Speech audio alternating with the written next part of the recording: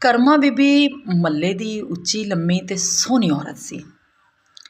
ਰੱਬ ਨੇ ਉਹਨੂੰ ਹੁਸਨ ਵੀ ਰਜ ਰਜਮਾ ਦਿੱਤਾ ਹੋਇਆ ਸੀ। ਪਰ ਮੱਲੇ ਦਾ ਇੱਕ ਠਰਕੀ ਬੰਦਾ ਸੀ ਜਿਹਦੀ ਉਹਦੇ 'ਤੇ ਭੈੜੀ ਨਜ਼ਰ ਸੀ। ਉਹ ਜਿੱਲੇ ਵੀ ਉਹਨੂੰ ਵੇਖੇ ਇੱਕੋ ਹੀ ਗੱਲ ਆਖੇ ਵੀ ਕੁਕੜੀ ਸੋਹਣੀ ਬੜੀ ਹੈ ਅਤੇ ਫਸਣੀ ਚਾਹੀਦੀ ਹੈ। ਕਰਮਾ ਬੀਬੀ ਜਿੱਲੇ ਵੀ ਇਹ ਗੱਲ ਸੁਣੇ ਨਾ ਬੜਾ ਉਹਨੂੰ ਦੁੱਖ ਅਪੜੇ।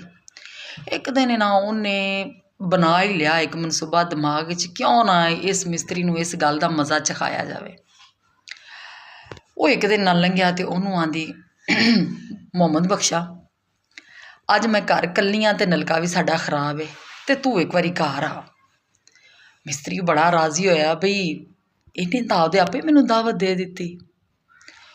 ਉਹ ਦੁਪਹਿਰ ਕੁ ਦਾ ਟਾਈਮ ਹੋਇਆ, ਭੱਜਦਾ ਭੱਜਦਾ ਜ਼ਾਰ ਜ਼ੂਰ ਸੰਭਾਲੇ ਅਤੇ ਭੱਜਦਾ ਭੱਜਦਾ ਉਹਨਾਂ ਦੇ ਘਰ ਗਿਆ।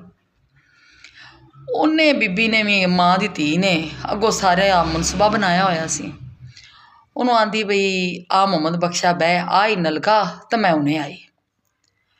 ਬਾਹਰ ਗਈ, ਮੱਝ ਦਾ ਸੰਗਲ ਉਹਨੇ ਪਹਿਲੇ ਕਿਧਰੇ ਖੋਲ੍ਹ ਕੇ ਰੱਖਿਆ ਹੋਇਆ ਸੀ। ਬਾਹਰ ਦੇ ਬੂਹੇ ਨੂੰ ਕੁੰਡੀ ਚੜਾਈ ਅਤੇ ਅੱਗੋਂ ਮਾਰਿਆ ਜੰਦਰਾ ਅਤੇ ਫਿਰ ਸੰਗਲ ਨੂੰ ਲਪੇਟ ਕੇ 2-3 ਤਹਿਵਾਂ ਲਾਈਆਂ ਹੁੰਦੀਆਂ ਅਤੇ ਫਿਰ ਮੁਹੰਮਦ ਬਖਸ਼ ਸੀ ਅਤੇ ਕਰਮਾ ਬੀਬੀ ਦਾ ਸੰਗਲ ਸੀ। ਸਾਰੇ ਮਹੱਲੇ ਦੇ ਵਿੱਚ ਆਵਾਜ਼ਾਂ ਆਵਣ, ਉਹ ਮੈਨੂੰ ਬਚਾਓ, ਮੈਨੂੰ ਮਾਰ ਗਈ ਜੇ, ਉਹ ਮੈਨੂੰ ਮਾਰ ਗਈ ਜੇ, ਮੈਨੂੰ ਬਚਾਓ। ਕਰਮਾ ਬੀਬੀ ਦੇ ਭਰਾ ਦਾ ਘਰ ਨਾਲ ਹੀ ਸੀ। ਉਹਨੇ ਜਿਲੇ ਆਵਾਜ਼ ਸੁਣੀ ਵੀ ਇਹ ਤਾਂ ਕੋਈ ਕੁਟੀਂਦਾ ਪਿਆ।